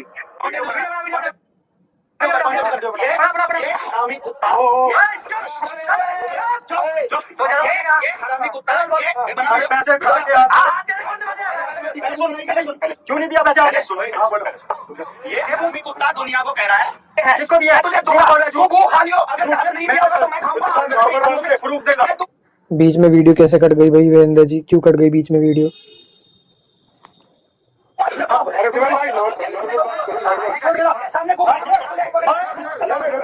ऐसे शब्द बोलेगा, ये जो आपके बच्चों को करियर की काउंसलिंग देगा। अगर ऐसा व्यक्ति आपसे आप बच्चे की करियर की काउंसलिंग ले रहे हो तो मुझे आपके पेरेंटिंग पे भी शक होता है, आपके अभिभावक होने पे शक होता है, आपके विवेक पे शक होता है। तो आप लोग कृपया करके जो पेरेंटिंग का तो मैं खुद कह नहीं सकता, पेरेंटिंग का तो भाई मुझे तो शर्म आती है कि तुम्हें पेरेंटिंग के लिए तुम्हें किसी व्यक्ति की जरूरत पड़ती है। तुम खुद पेरेंटिंग नहीं कर सकते? क्यों बच्चा पैदा किए जब बच्चा पालना नहीं आता? क्यों उस बच्चे की असम की तैसी मारी? क्यों उसके लिए सिस्टम बना के नहीं दिया? शर्म आनी चाहिए तुम्हें, लालत है तुम पे। तुम्हें कह रहा हूँ, मैं लोगों को समय आने पे अपनी फुटेज के लिए कुछ भी बोलने को तैयार है, कैसी भी भाषा। अभी रुको जरा। बात करने का भी मन नहीं कर रहा है, इतना बेवकूफ़ी वाली बातें चल रही हैं। प्रेमानंद महाराज के चक्कर में मत पड़ो, सब भूल जाओ और अपनी लड़ाई लड़ना शुरू करो। बस सोच समझ के लड़ो। परिवार की कंडीशन अगर यदि है तो लड़ो, नहीं है तो भाई परिवार के लिए सिस्टम तो बनाओ, फिर जाके बाद में फिर कभी लड़ना, अगले जन्म में लड़ना है ना, और क्या, सिस्टम तो बना लो। आगे बढ़ते हैं। जो व्यक्ति समय आने पे अपनी फुटेज के लिए कुछ भी बोलने को तैयार है, कैसी भी भाषाओं पे बात आने को तैयार है, इसको ये भी शर्म नहीं आती कि पीछे किसका फोटो लगा हुआ है, किस मंच पे है, किस विषय पे ये आया है। लेकिन यदि आप इसको उकसा दोगे तो ऐसा बोलेगा। तो फुटेज खाने वाला व्यक्ति कुछ भी बोलता है। तो इसने जो संतों पे प्रतिक्रिया की, असली नकली हर समय होते हैं। जब भगवान श्री कृष्ण महाभारत के समय थे तो उस समय भी उनको गाली देने वाले लोग थे कि जो नहीं पहचानते थे कि वो भगवान है। शिशुपाल ने भी उनको गाली दी और बहुत सारे लोगों ने उनको बुरा भला बोला। तो जब भगवान के रहते भगवान को भी भगवान ने, हाँ, कृष्ण जी को भी खूब गालियाँ बकी, वो तो मैं भी जानता हूँ, इसलिए वो महाभारत का खैर मुझे भी इतना ढंग से पता नहीं है कारण क्या है हुआ था। मानने वाले लोग थे। तो आज के समय पे भी संत अच्छे संत भी हैं, खिलाफी संत भी होंगे, सरकारी संत भी होंगे, लेकिन इसका मतलब ये नहीं है कि जो हजारों वर्षों से इस देश बचा हुआ है इन संतों की तपस्या से ही बचा हुआ है। जी नहीं, संतों की तपस्या से कद्दे नहीं बचा, मरा पड़ा है देश। मैं देख रहा हूँ ना, देश मरा पड़ा है, इनकी तपस्या से कैसे बच जाता भाई? संतों की वजह से नहीं हुआ, ऋषियों की वजह से देश थोड़ा सा आज तो चलो ठीक है हम जिंदा बचे हैं, ऋषियों की वजह से हुआ, इन संतों की वजह से नहीं हुआ। कितने संत आले, कोई फायदा नहीं है, कोई फायदा नहीं है मेरे भाई। जब तक ऋषि नहीं आएगा, ऋषि संत में बहुत अलग होता है, और जब तक ये सिस्टम नहीं हटेगा तब तक तुम चाहे तो ऋषि भी ले आओ तो भी नहीं होगा। सिस्टम हटना बहुत जरूरी है। मैं बहुत पुराना उदाहरण नहीं देता, मैं अभी जहाँ मैं बैठा हूँ मैं, ये हमारे गुरुदेव का आश्रम है। और आपको मैं बताऊं कि हमारे गुरुदेव जो है वो मंच पर नहीं जाते।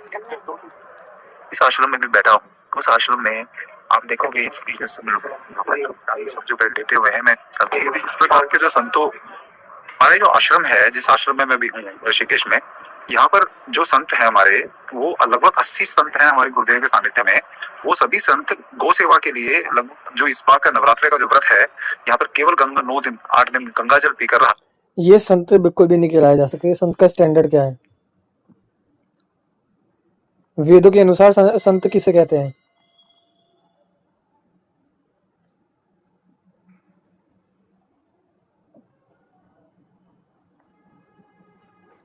वेदों और भारतीय दर्शन के अनुसार संत सत जोड़ अंत का अर्थ उस व्यक्ति से है जो सत्य का आचरण करता है और आत्मज्ञानी है। संत वही है जो ईश्वर से जुड़ा हो, विषय वासनाओं, लोभ, मोह से दूर हो और जिसके मन में आत्मज्ञान व करुणा हो। वेदों में ऋषि मुनियों को ज्ञान का प्रतीक माना गया है, जो आत्मज्ञान की प्राप्ति करते हैं। वेद और भारतीय परंपरा में संत के मुख्य लक्षण इस प्रकार हैं। 1. सत्य का आचरण, जो निस्वार्थ भाव से कर्म करता है और जिसका उद्देश्य सत्य को जानना है। 2. आत्मज्ञानी और निर्भय, जो अपनी आत्मा में स्थित है और जिसे न किसी का भय है, न जो किसी से भयभीत है। 3. निस्वार्थ व त्यागी, जो संसार के लोभ, मोह और परिग्रह, संग्रह से दूर है। 4. करुणा और पवित्रता, जो निस्वार्थ भाव से सभी प्राणियों में ईश्वर को देखता है और पवित्र जीवन जीता है। और 5. तत्वदर्शी, जो पूर्ण गुरु है और जो सही मायने में आत्मा व परमात्मा का भेद जानता है। वेदों में वशिष्ठ, विश्वामित्र, वाल्मीकि, अत्रि, भारद्वाज जैसे ऋषियों को उच्च स्थान दिया गया है, जिन्हें संत के रूप में भी जाना जा सकता है, क्योंकि उन्होंने घोर तपस्या के बाद ज्ञान प्राप्त किया। क्या आप इन संतों में से किसी विशिष्ट योग या प्रकार के संतों जैसे घोर तपस्या मतलब डीप रिसर्च या फिर बहुत, लेकिन संत अगर ये भी तब भी आ जाए ना तो भी हमारा नई पीढ़ी नहीं बचेगी। हमें क्रांतिकारी लोग चाहिए, बस क्रांतिकारी लोग, और व्यवस्था को बनाए रखने वाले लोग भी चाहिए। हाँ, व्यवस्था को बनाए रखने में मदद तो कर सकते हैं संत और ऋषि, लेकिन बनाए रखने में लोग चाहिए, लोग, सामान्य लोग।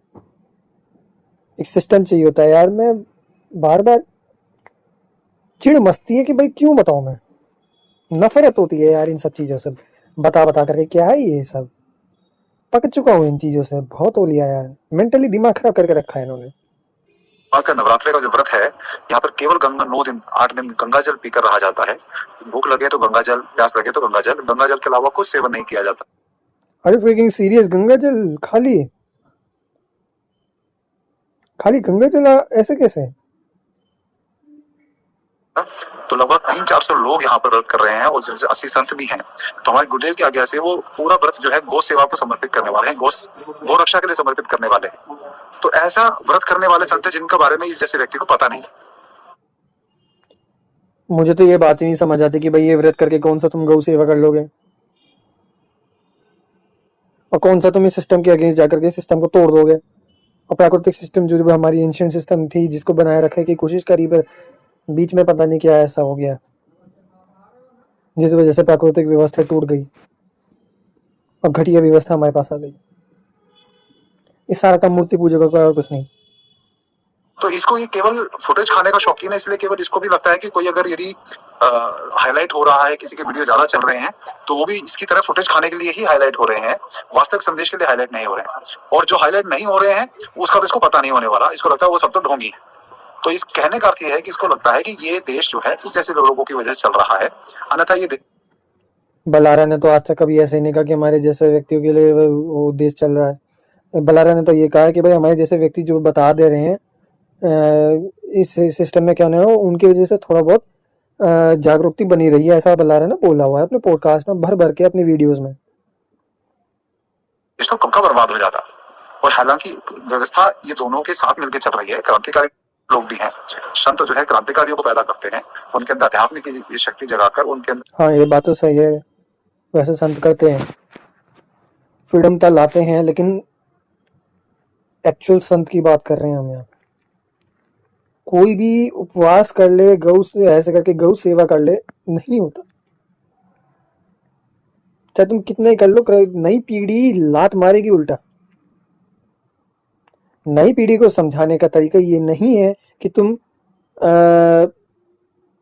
गंगा जल पी लो, गंगा जल पी करके उपवास करते रहो और अपने शरीर में हीलिंग करते रहो बस, और बच्चे समझ जाएंगे। आने वाली पीढ़ी जूते फेंक के मारेगी इन लोगों को और कहेगी कि सालो भूतनी को, ये मेरे शब्द नहीं नई पीढ़ी के हैं, कि सालो भूतनी को क्या यही तरीका है?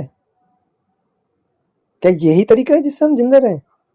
नई पीढ़ी जिंदा रहना चाहती है, फ्रीडम से जीना चाहती है, खुले में जीना चाहती है, वो इस दूसरे सिस्टम से आगे जाकर के असली जिंदगी जीना चाहती है। लेकिन नहीं समझा पा रहे तुम, क्योंकि तुम्हें पता ही नहीं है कि भाई समझाने का लहजा क्या है। नई पीढ़ी का एल्गोरिथम समझने का, समझाने का अलग है बहुत ज्यादा। ये संत कभी नहीं समझ सकते, संत नहीं समझ सकते, ऋषि समझ सकता है, क्योंकि ऋषि है। क्रांतिकारी की भावना पैदा करते हैं, लेकिन दयानंद सरस्वती कोई संत नहीं थे, वो ऋषि थे। ऋषि दयानंद सरस्वती बोला जाता है, संत दयानंद सरस्वती नहीं बोला जाता। कबीर संत बोला जाता, लेकिन कबीर की वजह से क्रांतिकारी लोग नहीं पैदा हुए हैं, ऋषियों की वजह से हुए हैं क्रांतिकारी। और जितने भी ऋषि है ना, उनकी वजह से सबसे बेस्ट क्रांतिकारी अगर इस दुनिया में कोई हुआ है धरती की बनने की स्टार्टिंग से लेकर अब तक, तो वो श्री कृष्ण ही है। कृष्ण जी के अलावा और कोई मुझे अभी तक नहीं दिखा है जितना बड़े एक्सट्रीम लेवल का क्रांतिकारी हो। और श्री कृष्ण जी कोई संत नहीं है। खैर, मैं ज्यादा बोलना फायदेमंद भी नहीं है मेरा। अध्यात्म के ध्यान रखिएगा, समाज की सेवा नहीं हो सकती, क्रांतिकारी भी नहीं बन सकते आप। अच्छे क्रांतिकारी भी बनना है तो अध्यात्म और ईश्वर की शक्ति से ही बन सकते हैं, संतों के मार्गदर्शन से बन सकते हैं, नहीं तो ऐसे ही नहीं। आप नहीं, ऐसा भी नहीं है। ऋषि चाहिए, संत नहीं चाहिए इतने। संत तो सेकेंडरी है, प्राइमरी ऋषि है, और खुद का अनुभव, एक्सपीरियंस ये भी बहुत ज्यादा जरूरी है। फर्स्ट ये है, फिर उसके बाद सेकेंडरी संत है। संत is a supporter, Sant is not a primary thing. अगर यदि मैं गेम्स की बात के लहजे में बोलूं तो संत कोई डीपीएस नहीं है। DPS, Sant is support, not सब डी, और इवन सब डीपीएस भी नहीं है। क्रांतिकारी सारे के सारे डीपीएस है, मैं हुआ के लहजे में बोल रहा हूँ जेंशिन इम्पैक्ट ये जो है ये डीपीएस है सारे क्रांतिकारी लोग, और डीपीएस को सब डीपीएस और सपोर्ट दोनों की जरूरत होती है। और सब डीपीएस जो है वो पहली बात तो जो ऋषि है वो डीपीएस और सब डीपीएस हाइब्रिड है, वो समझ रहे हो, वो दोनों है, उनके अंदर गुणवत्ता दोनों है, ऋषियों के अंदर, संत के अंदर नहीं है मेरे भाई। संत के अंदर नहीं होता है सब डीपीएस और DPS, it is just a support like a healer. संत की इतनी जरूरत नहीं पड़ती जितनी जरूरत तुम्हारे सपोर्ट की जरूरत होती है। जितना बफ अगर यदि किसी डीपीएस के क्रांतिकारी को चाहिए होता है वो सिर्फ एक सब डीपीएस हाइब्रिड ही दे सकता है। जैसा अगर गेम्स के लिए में इसलिए हम बता रहे क्योंकि अब मैं क्या करूं, मेरा अब थोड़ा ऐसा लहजा बन गया है, क्या करें, बट ये भी लहजा काफी सही है। तो सपोर्ट की सब डीपीएस और डीपीएस को हमेशा सब डीपीएस और हाइब्रिड की जरूरत पड़ती है, और हीलर की भी जरूरत पड़ती है। और संत जो होते हैं वो हीलर का काम करते हैं। जितने भी लोग होते हैं, महात्मा संत जिसे कह सकते हैं, ऋषि महापुरुष जो होते हैं, महापुरुष तो देखो महापुरुष तो उसे कहते हैं जो डीपीएस होता है, लेकिन ऋषि और महापुरुष दोनों जब बोलते हैं तो हाइब्रिड कहते हैं, सब डीपीएस और डीपीएस जिसके अंदर दोनों गुण होते हैं। और जो सब डीपीएस होता है वो वन ऑफ द बेस्ट होता है इस दुनिया में, डीपीएस से भी ज्यादा। ईश्वर की शक्ति से ही बन सकते हैं, तो संतों के मार्गदर्शन से बन सकते हैं, नहीं तो ऐसे ही नहीं आप ये सब लोग जो है संतों के चरणों में पड़े रहते। लेकिन देवेंद्र बल्हारा जैसे लोग और भी कई लोग हैं इसकी लाइन में जो किसी गुरु परंपरा से नहीं आए, जिनके सर पे कोई गुरु नहीं है, तो ये कभी भी किसी भी करवट पलट जाएंगे, तो आप इनको कुछ बिगाड़ नहीं सकते, कोई इन्हें रोक नहीं सकता, तो चाहे कितना ही ज्ञानी। तो जो समझदार लोग इसकी कुछ बातों को अच्छा मानकर बाकी सभी बातों को अच्छा मानने के लिए इसका फॉलो करते हैं, मैं उन सबसे कह रहा हूँ आज ही बहिष्कार कर दो इस व्यक्ति का। यदि बहिष्कार नहीं करोगे तो ये जो पूरे मीठी गोली के अंदर जहर परोस के ऐसे परोसता रहेगा, और आप लोगों को जैसे खुद नास्तिक है वैसे ही नास्तिक बनाएगा ये, और ये एक्टिंग कर मुझे तो समझ नहीं आया नास्तिक कहाँ से हो गया भाई। कैसे फुटेज खाएगा, आप लोग इसे फुटेज देंगे, हम जैसे लोग भी कहीं ना कहीं सहायता करते हैं, लेकिन इसको ऑडियंस हर तरह की मिलेगी ना, क्यों केवल प्रशंसा करने वाले क्यों मिले, कि जो इसकी बात को सोचे करे बल्हारा जी तो बहुत इंजीनियर व्यक्ति है, बहुत समझदार व्यक्ति है, बहुत विषय पे बोल देते, तो इसको पता है ना कब से बल्हारा जी समझदार हो गए। अरे भाई हम एक बात बताओ, मुझे खैर कंबल ओढ़ लेना चाहिए, अभी भी थोड़ी बहुत ठंडा मौसम हो रहा है, तो हमने तो कभी कहा नहीं कि भाई बल्हारा जी सही है। लिटरली हमारे शब्द नहीं है, गधों के शब्द हैं। मैंने कहा था मूर्ति पूजकों की यही हालत होती है, ये सारे काम, ये सारी दिक्कतें मूर्ति पूजकों की। वीडियो क्वालिटी की बर्बाद क्यों हो रखी है, मुझे लगता है कि भाई कैमरा साफ करना पड़ेगा।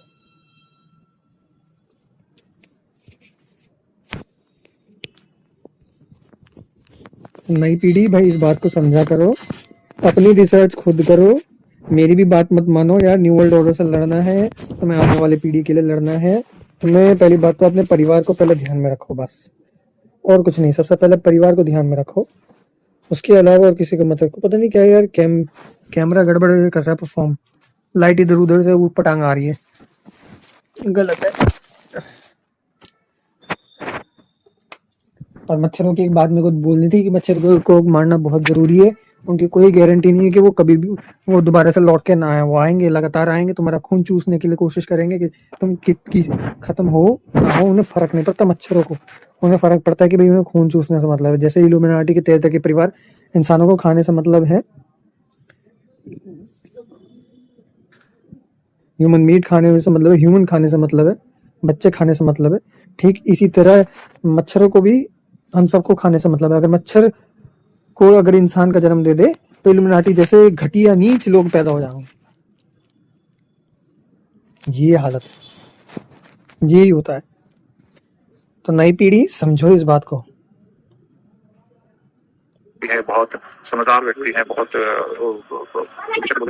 राजीव भाई को जाने के बाद बहुत बड़ा एक रिक्त स्थान है जो भरने की कोई कोशिश नहीं कर रहा। इसको लगता है कि यही वो कार्य करेगा, और मैं कहता हूँ इसके योग्य नहीं है, इसीलिए उसके लिए बहुत ज्यादा त्याग की आवश्यकता है। तो राजीव दीक्षित जी का कोई स्थान लेने की कोई जरूरत भी नहीं है, कोई लेता भी नहीं है, उसने लिया भी नहीं, उसने ठेका भी नहीं लिया, उसने कभी कहा ही नहीं कि वो स्थान लेगा। What the heck is going on. खैर मैं ये देख रहे हो तुम, ये हालत होती है। करके इसको राजीव दीक्षित के समकक्ष तो मत रखो। ये कुछ बातें अगर अच्छी बोल रहा है तो उसको उसकी वजह से इसकी हर बात को अच्छा मानने की जरूरत नहीं।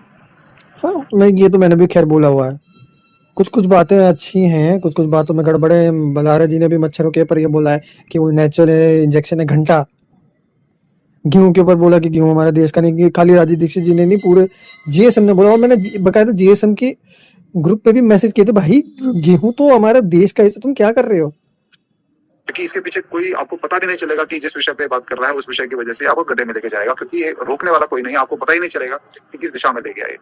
तो जिसके मुंह की बवासीर है इसका इलाज ईश्वर करे, नहीं तो कोई बहुत सारे लोग हैं इसका बहिष्कार करके इसकी मुंह की बवासीर का इलाज को करना पड़ेगा। ये तो जीवा की बवासीर है इसमें। तो मैं इतना ही कहना चाहूंगा, बाकी आप सभी लोग समझदार हैं, मैं जो कहा वो भी समझे, जो मैंने नहीं कहा उसको भी समझिएगा। बहुत बहुत धन्यवाद। वंदे मातरम। ठीक है, ओके बाय।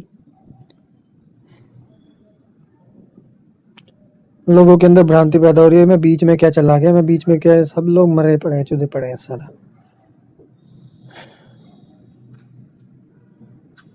सब जगह अनस्टेबिलिटी बैठी है, कोई भी बैलेंस मोड में नहीं है, सब इम्बैलेंस मोड में है। बैलेंस मोड पता नहीं कहाँ चला गया।